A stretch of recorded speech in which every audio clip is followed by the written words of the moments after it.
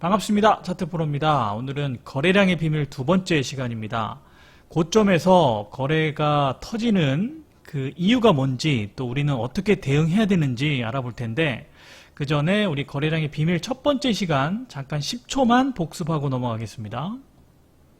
자, 거래가 많으면 주가가 움직인다고 그랬죠. 거래량 증가는 반드시 이유가 있다. 두 번째, 조정이 나올 때는 올라가다가 이렇게 주가가 내려올 때는 거래가 줄어야 이게 조정이다. 그리고 세 번째, 거래량은 기본적으로 지지와 저항의 역할을 한다. 매물대 우리 공부했었죠. 그래서 정리를 하면 아주 기본적인 거죠. 거래량은 신뢰를 나타내고 거래량 증가는 반드시 이유가 있다. 이렇게 정리를 할 수 있었고, 오늘은 주가가 막 올라가다가 고점에서 거래가 터졌을 때 그 이유가 뭐고 우리는 어떻게 대응해야 되는지 거기에 대해서 오늘 알아볼 텐데요. 매매하다 보면 이런 경우 많죠. 꼭 내가 사면 정확히 거기가 고점이고 내가 팔면 또 단기 바닥이 되잖아요. 기가 막히게. 거의 이런 경험들을 대부분 하실 거예요. 특히 초보자분들은 대부분 진짜 소름 돋을 정도로 내가 사면 떨어지고 팔면 올라가고. 자, 이 이유가 뭘까? 오늘 강의를 들으시면 이제 해답을 찾으실 수 있습니다. 끝까지 시청하시고요. 자, 고점에서 대량 거래가 터지는 세 가지 원인이 있습니다. 하나하나 살펴볼 텐데, 우리 저번 시간에 지지와 저항했습니다. 그죠? 저항 라인을 돌파할 때 거래가 터지는 원리 설명드렸죠? 그리고 쭉 상승하다가 어느 시점에 여기 거래량보다 더 큰 거래가 터지는 시점이 있어요. 여기를 지금 얘기를 하는 겁니다. 하나하나 살펴볼게요. 첫 번째, 장단기 매물 소화. 이것도 우리 했었죠? 급등하다가 우리나라 사람들은 단타 치는 사람들이 많아서 어느 정도 급등하면 팔고 싶어 해요. 차익 실현 욕구가 증가한다고 그랬죠? 그래서 거래가 터지고, 또 이전에 샀던 사람들이 본전 가격에 오니까 이제 파는 물량, 그걸 이제 장기 물량이라고 하고, 그러니까 이런 사람들의 물량을 이제 장단기 매물이라고 하는데, 세력 입장에서 한번 생각해 보세요. 항상 차트 볼 때 세력 입장에서 생각하는 습관을 들이시는 게 좋습니다. 세력 입장에서 여기까지 주가를 올리려고 하는데, 만약에 여기서 이 사람들은 빨리 조금만 올라오면 팔고 싶어 하는 개미들이잖아요. 그래서 살짝만 가격을 이렇게 눌려주면 여기서 이제 매물이 다 나온단 말이에요. 이 사람들의 매물이. 그러면 이렇게 소화하고 더 적은 돈으로 여기까지 올릴 수 있는데, 만약에 이거를 그냥 급등을 시킨다고 생각해 보세요. 물론 예외는 있어요. 어떤 큰 호재가 있거나 아니면 빨리 올려야 되는 어떤 긴박성이 있거나 하면 뭐 바로 올리겠지만, 그게 아니면 굳이 이렇게 만약에 다이렉트로 올린다, 그럼 이 사람들은 땡큐잖아요. 어차피 이 시점에 팔려고 했는데 팔 기회를 안 주고 계속 급등하면 땡큐죠. 그래서 여기서 팔겠죠, 이 사람들. 그러면 세력 입장에서는 여기서 이제 물량을 넘기고 어느 정도 수익을 보고 이제 패대기를 쳐야 되는데, 이 장단기 매물이 요 고점에서 한 번에 나와버리면 세력들 입장에서는 원하는 가격에 못 팔 가능성이 높단 말이에요. 무슨 일인지 이해하시겠죠? 그래서 세력 입장에서 굳이 살짝만 흔들어주면 어차피 다 이런 개미 물량들 다 받아서 이렇게 가볍게 올릴 수 있는데, 이거를 굳이 끌고 갈 필요는 없다. 그래서 여기서 조정이 나오는 이유가 바로 이런 거고, 대량 거래가 이렇게 조정 시 터질 수밖에 없다. 그 물량들은 이런 물량들이다 라는 거고, 두 번째는 이제 추가 매집이에요. 이건 뭐냐면 이제 세력들이 먼저 한번 이렇게 살짝 올려놓습니다. 테스트를 해요. 왜냐하면 내가 이렇게 올렸을 때 항상 급등을 하면 시장에 관심을 받잖아요. 그러면 이렇게 올려놓으면 이제 개미들이 얼마나 달라붙는지, 이 가격대에서 어느 정도 반응들을 하는지 체크를 한번 하기 위해서 살짝 테스트로 한번 올려보는 거예요. 그리고 다시 눌렸다가 이제 전략을 짜고, 그러면 여기까지 올리려면 돈이 얼마나 드니까 기간은, 매집하는 기간은 뭐 6개월, 뭐 3개월 정해놓고 이제 작업을 하는 거거든요. 그래서 이제 테스트 상승이라고도 얘기하는데, 그러니까 이런 목적을 가지고 이제 상승했다가 거래를 터뜨리면서, 거래가 터져야 이제 시장이 집중하니까, 그래 놓고서 이제 자기가 여기서 이제 산 물량들을 세력들이 파는 거죠. 일부러 거래를 터뜨리고 시장 관심을 한번 받아보고 나서 다시 눌리고 재매집하고 급등을 시킨다. 이런 경우가 두 번째, 이 추가 매집. 이 보통 이제 조정이 좀 길고, 아까 이제 이런 조정은 짧으면 뭐 하루, 잠깐 그냥 하루 캔들 하나로 조정받고 그냥 올라가는 경우도 있고, 보통 뭐 길어야 두 달 살짝 조정받고 올라가는 경우. 두 번째 이제 추가 매집의 경우는 조금 더 길어요. 뭐 한 두 달부터 뭐 한 6개월 정도 적어놨는데, 이게 뭐 절대적인 수치는 아니고, 뭐 1년이 걸릴 수도 있고, 뭐 2년이 걸릴 수도 있고, 그러니까 횡보가 더 길어지다가 이제 이렇게 올린다. 보통 이제 조정이 길어지면 이걸 이제 추가 매집하는 시간으로 본다. 이렇게 이해하시면 되겠고, 세 번째는 이제 물량 넘기기예요. 자, 급등을 시켰는데 최초에 뭐 여기서 뭐 다 털어먹고 한번 마지막 이제 설거지 파동 한번 급등을 시키고 나서 뭐 패대기 치려고 하는 의도도 있고, 또 하나는 자, 여기서 여기까지 올리려고 했는데 갑자기 A라는 세력이 들어와서 방해를 한다거나 했을 경우에 이렇게 하락으로 전환될 수가 있다. 그래서 이런 경우는 이제 물량을 급하게 넘기고 뭐 때에 따라서는 세력들도 손절을 하는 경우도 있겠죠. 그래서 하락으로 전환되는 경우, 즉 고점에서 대량 거래가 터지면 중요한 건 뭐다? 조정을 줄 가능성이 높다. 자, 그럼 세 가지 경우를 제가 다 그려볼게요. 1번, 2번, 뭐 이런 경우도 있겠고, 뭐 길게 조정을 주고 올라가는 경우도 있겠고, 바로 하락하는 경우도 있겠고. 자, 그러면 이걸 크게 이제 1번, 2번, 3번, 4번이라고 한다면 1번의 경우를 제외하고는 지금 다 가격 조정이 나오죠. 이렇게 내리는 거 지금 다 공통이죠. 물론 이게 4번의 경우는 이 시점엔 알 수 없으니까, 일단 중요한 거는 지금 우리가 이걸 왜 하는 거예요? 거래가 여기서 고점에서 거래가 빵 터졌을 때 최소한 매수는 하면 안 되겠죠. 왜? 지금 1번의 경우 빼고는 2, 3, 4번이 다 지금 조정을 주잖아요. 하락하잖아. 그럼 사자마자 내 계좌에 마이너스가 되면 심리가 흔들리기 때문에 고점에서 대량 거래가 어느 정도 시세가 상승을 하다가 대량 거래가 터지면 조정받을 가능성이 높기 때문에 매수는 하면 안 된다는 거예요. 이해하시겠죠? 그래서 저항 라인 돌파 시 요때 아니면 뭐 조금 더 상승하는 이 시점 말고는 어느 정도 많이 올라가고 나서 대량 거래가 터질 때는 아무리 여러분 사고 싶어도 매수는 사지 마셔라. 물론 사는 경우는 있어요.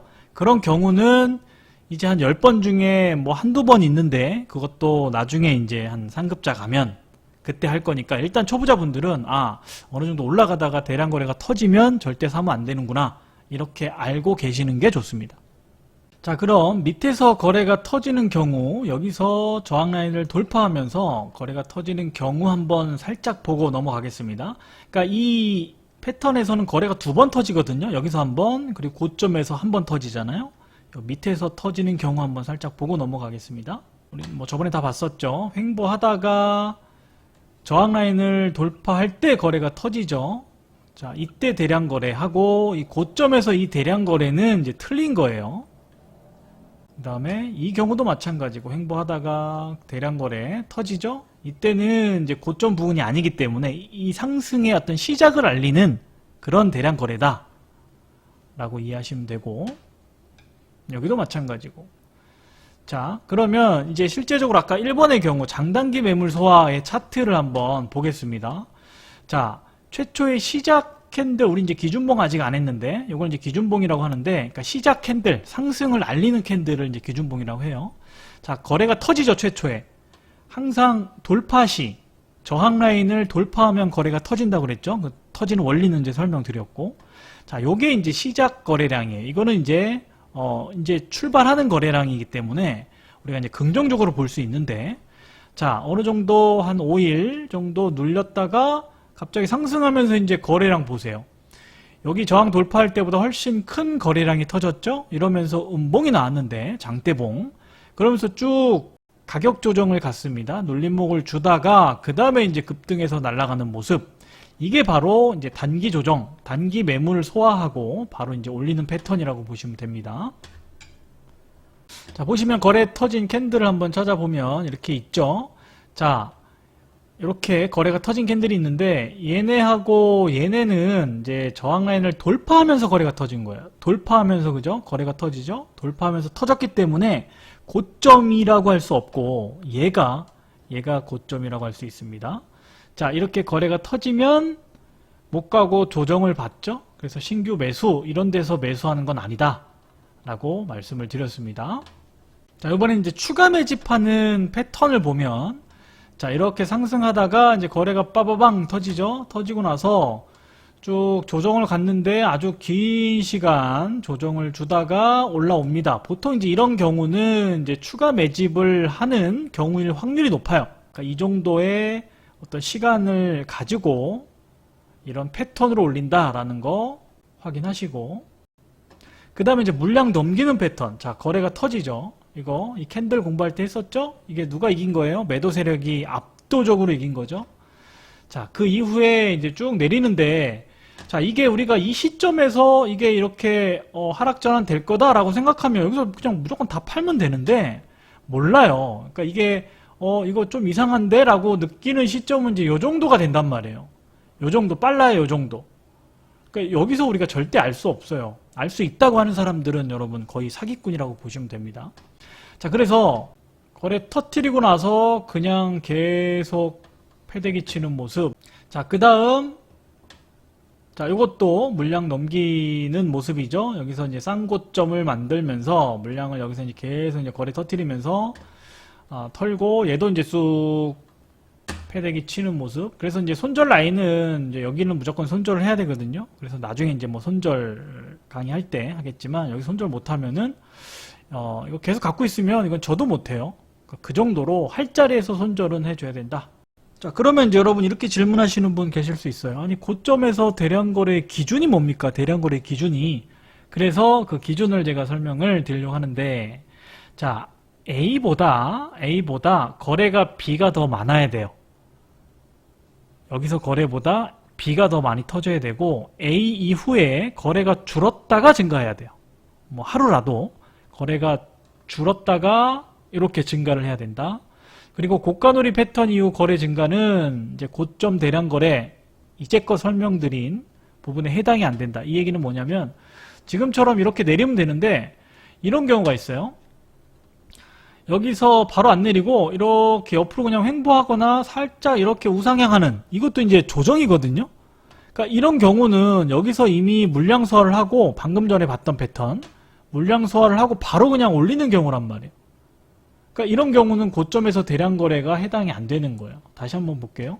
이런 거 있죠? 자, 대량 거래가 터졌어. 이거 지금 되게 많이 올라온 종목이거든요. 그럼 이것도 많이 올라오다가 대량 거래? 근데 보시면은 여기 지금 조정을 이미 줬죠? 이 정도 지금 쉬는 시간을 줬단 말이에요. 그리고 얘도 지금 돌파잖아, 돌파하면서 거래가 터진 거는 해당 사항이 안 된다는 거예요. 여기도 마찬가지고, 여기는 거래가 이제 전반적으로 증가하죠?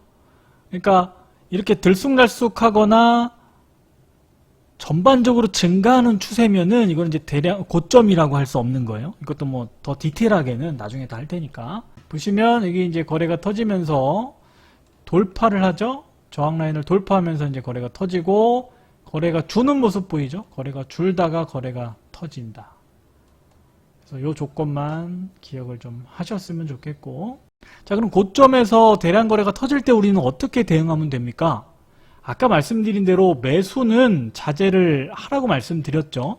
대신에 이제 중급 이상분들, 중상급자분들은 이제 이게 진짜 올라갈 확률이 높을 것 같은데 이걸 알 확률이 높잖아요. 그러니까 그런 분들은 사도 돼요. 대신에 이게 그냥 갈 수도 있으니까 이제 사는 거죠. 대신에 눌렸다 가더라도 이거를 이제 충분히 인지하고 최초에 들어가는 거기 때문에 괜찮은 거죠. 그리고 그래서 뭐 추매할 수도 있는 거고.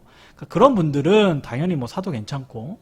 근데 그렇지 않은 분들은 절대로 이 부분에서 뇌동매매 하시면 안 된다. 그리고 매매 스타일에 따라 또 틀려요. 내가 여기서 샀어요. 근데 나는 단타 매매, 즉 뭐 스윙 뭐 하루에서 뭐 일주일 정도 이렇게 보유하는 스타일이다. 그러면 여기서 사가지고 뭐 한 3일 만에 이렇게 올랐어요. 그리고 거래가 터져.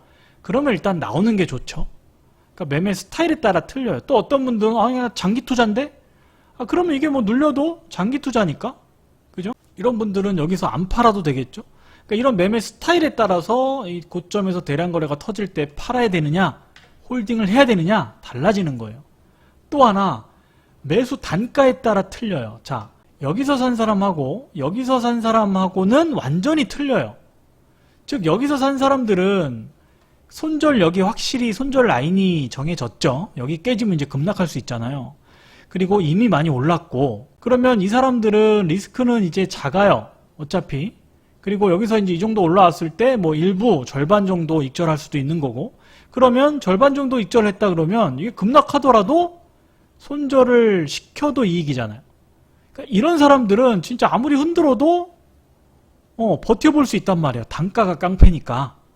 근데 요 위에 산 사람들은 조금만 눌리면 불안하기 때문에, 그러니까 이런 어떤 내 매수 단가에 따라서, 매수 위치에 따라서 여기서 만약에 이렇게 흔들었을 때 나는 버티기 힘들다, 계속 내 계좌가 마이너스 플러스, 나는 좀 멘탈이 약해서, 이런 분들은 조금 수익을 주면 그냥 바로 나와야 된단 말이에요. 거래가 터지려고 하면. 이해하시겠죠? 그래서 우리가 대응하는 방법도 뭐 급등의 확률에 따라 틀리고, 매매 스타일 또 매매 단가에 따라서 다 다를 수 있다 라는 것까지 기억을 하시고, 자, 그래서 오늘 고점에서 대량 거래가 터졌을 때 우리가 어떻게 대응해야 되는지, 여기서 고점이 터지면서 이후에 어떤 패턴으로 움직이는지 경우의 수까지 같이 알아봤고요. 또 오늘은 고점에서 대량 거래 했지만 이제 저점에서 대량 거래도 한번 다뤄보도록 하겠습니다. 오늘 고생 많으셨고 다음 시간에 뵙도록 할게요.